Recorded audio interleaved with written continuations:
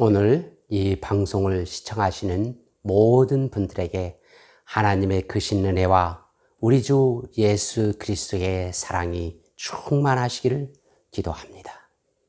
성경에는 하나님의 사랑을 말해주는 이야기와 비유들이 가득 차 있습니다.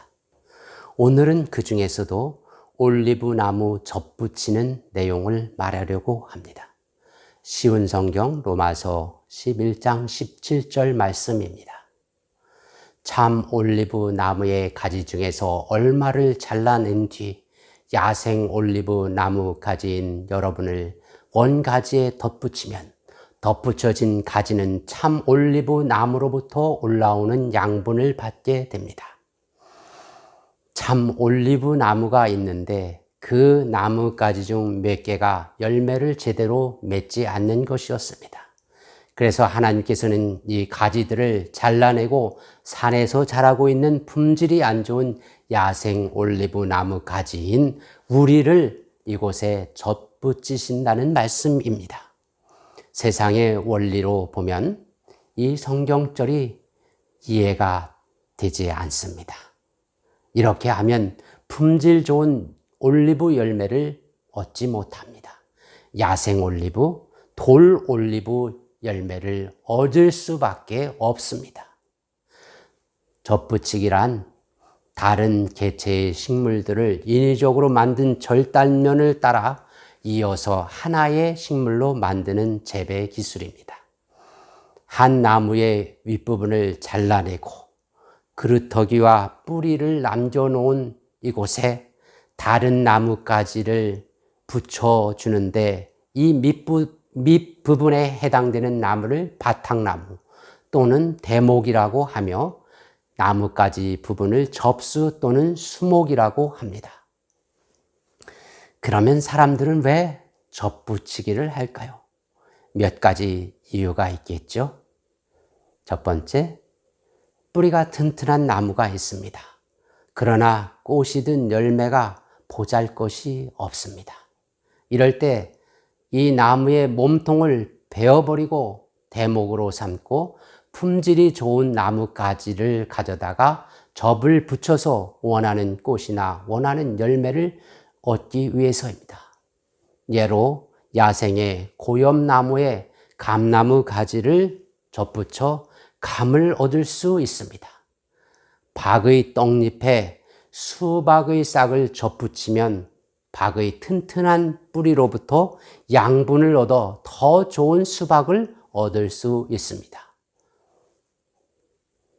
또 다른 하나가 뭐냐면 귀한 나무가 있는데 그 뿌리 혹은 원줄기에 치명적인 상해가 있어 죽어가고 있을 때 아직 살아있는 가지를 다른 나무에 접붙여 그 품종을 보존하는 것입니다.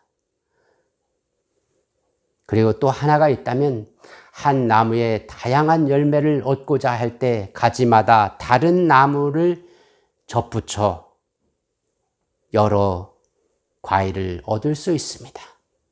미국 사라큐스 대학 샘판 아케 교수는 가지 접붙이기를 통해서 한 나무에 40가지 과실을 얻었다고 합니다. 사람들은 더 좋은 열매, 더 많은 열매, 그리고 더 훌륭한 것을 얻기 위하여 접붙이기를 합니다. 그런데 성경에서는 참 올리브 나무의 야생, 즉 돌 올리브 나무 가지를 가져다 접붙여 자라게 한다는 것입니다. 오히려 야생 올리브 나무에 참 올리브 나무 가지를 접붙여 품질이 좋은 참 올리브를 맺게 하는 것이 맞는데 말입니다.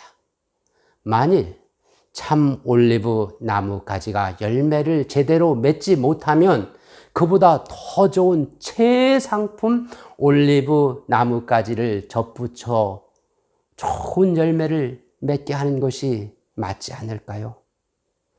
쉽게 말해 품질 좋은 나주 배가 있다고 합시다. 몇몇 나무가지가 열매를 맺지 못해요. 그리하여 그 가지를 잘라내고 돌배나무 가지를 접붙인다면 그 나뭇가지에 나주배가 열리겠습니까? 아니면 돌배가 열리겠습니까?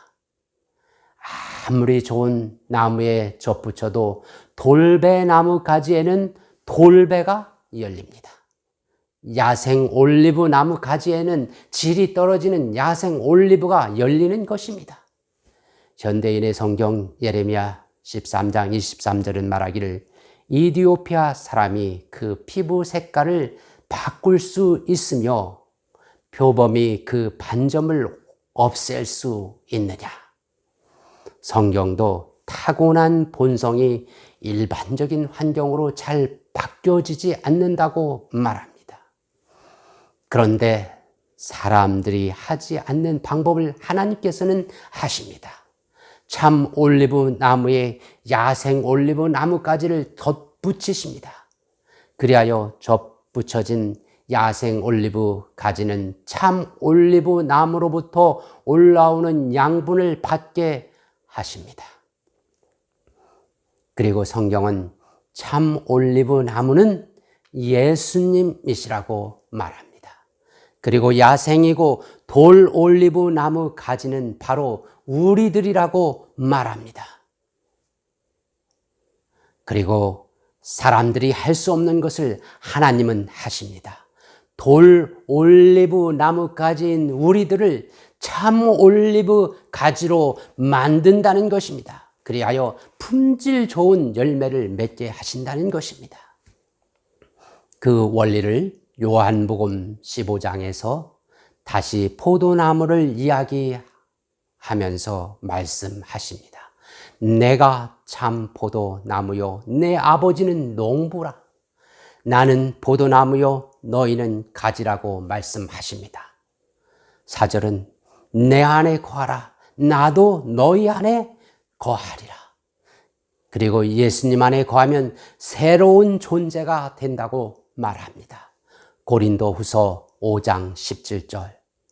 그런즉 누구든지 그리스도 안에 있으면 새로운 피조물이라. 이전 것은 지나갔으니 보라 새 것이 되었도다. 그리스도 안에 있으면, 즉 예수 그리스도 안에 있으면 새로운 존재가 된다고 말씀하시는 것입니다. 예수님은 그 어떤 나무보다 고귀하고 아름답고 품이 있는 나무십니다. 반면에 우리들은 죄로 인해 타락해서 추하고 못생기고 맛없는 열매 맺는 나무의 가지인 것입니다.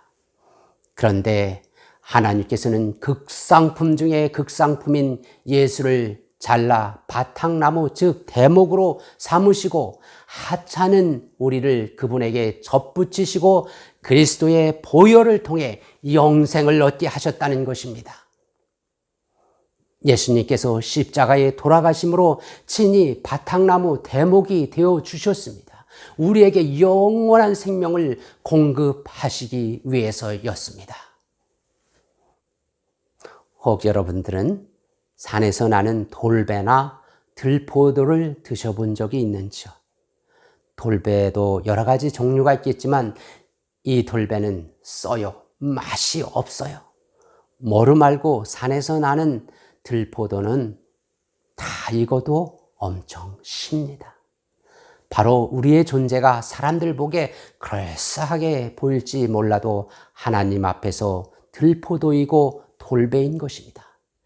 이런 인생을 위하여 예수께서 돌아가셨습니다. 쓰고 신 우리를 위해 하나님은 그 아들을 희생시키어 우리를 최고로 만들어 주고 계십니다. 그 이유는 우리를 향한 하나님의 사랑이 너무도 크기 때문입니다. 로마서 5장은 말합니다. 의인을 위하여 죽는 자가 쉽지 않고 선인을 위하여 용감히 죽는 자가 혹 있거니와 우리가 아직 죄인 되었을 때 그리스도께서 우리를 위하여 죽으심으로 하나님께서 우리에게 대한 자기의 사랑을 확증하셨다고 말합니다. 세상은 고귀한 것, 환대받는 것, 있는 것을 선택합니다.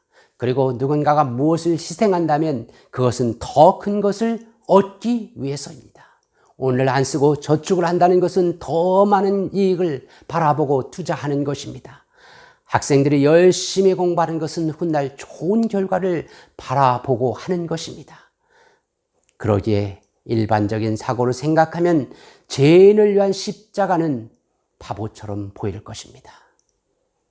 고린도전서 1장 23절 우리는 십자가에 못 박힌 그리스도를 전하니 유대인에게는 꺼리끼는 것이요 이방인에게는 미련한 것이로되. 그렇습니다. 그래요. 하나님은 여러분에게 그런 사랑을 주고 계십니다. 예수님은 우리가 못났지만 우리를 위해 돌아가셨습니다. 어느 화창한 날 여러분이 친구들하고 산책을 하고 있다고 생각해 봅시다. 그런데 누군가가 뒤에서 여러분을 이름을 부릅니다. 당신의 이름을 부릅니다. 뒤돌아봅니다. 훌륭한 사람, 유명한 사람, 그리고 존경받는 사람이 당신의 이름을 부르면서 다가와서 아는 척을 한다면 당신은 기쁠 것입니다. 그런데 만일 세상에서 있는 욕, 없는 욕 다 얻어먹고 흉악하기로 소문난 자가 당신의 이름을 부르고 악수를 청하면 친구들 앞에서 당혹스럽지 않을까요? 부끄러울 것입니다. 그런데요, 오늘 하늘에서는 가장 존엄하신 하나님께서 보좌에 앉아 계십니다. 천천만만의 천사들이 수행을 하고 있습니다. 그리고 예수님이 앞에 서 계십니다. 그런데 저 아래 지구 한 구석에서 죄 많고 흠 많은 죄인이 예수님 하면서 주의 이름을 부르고 있습니다. 그때 주님은 하늘 아버지 앞에서 그리고 천사들 앞에서 민망해하거나 부끄러워하지 않습니다. 오히려 그분은 그의 이름을 부르는 자를 위하여 변호하기 위하여 모든 에너지를 다 쏟고 계십니다. 그분은 약속하셨습니다. 마태복음 10장 32절 누구든지 사람 앞에서 나를 시인하면 나도 하늘에 계신 내 아버지 앞에서 저를 시인할 것이요. 누가복음 12장 8절은 누구든지 사람 앞에서 나를 시인하면 인자도 하나님의 사자들 앞에서 저를 시인할 것이요. 주님은 우리를 인정하겠다고 합니다. 우주 모든 것이 그분의 것이고 지구에 사는 인간 말고는 선하고 고상한 존재들로 둘러싸여 그들로부터 찬양과 영광이 흐르는데 무엇이 부족하시다고, 무엇이 아쉽다고 우리의 기도를 들어주고 있는 것인지요. 죄 지은 인간들을 아는 것이 부끄러울 만도 하고 창피할 만도 한데 우리를 하나님 앞에서 온 우주의 존재들 앞에서 우리를 인정하시고 우리를 살리려고 중보하고 계시는 예수님이 계심을 감사합시다. 도무지 이해할 수 없는 하나님의 섭리, 우리를 그리스도께 접붙이시는 놀라운 은혜를 이해할 수도 없고 헤아릴 수도 없지만 그저 감사하며 찬송하며 그리스도를 우리의 개인의 바탕나무로 받아들입시다. 그분을 우리의 구주로 시인하십시다. 그분을 우리의 구주로 인정하자는 것입니다.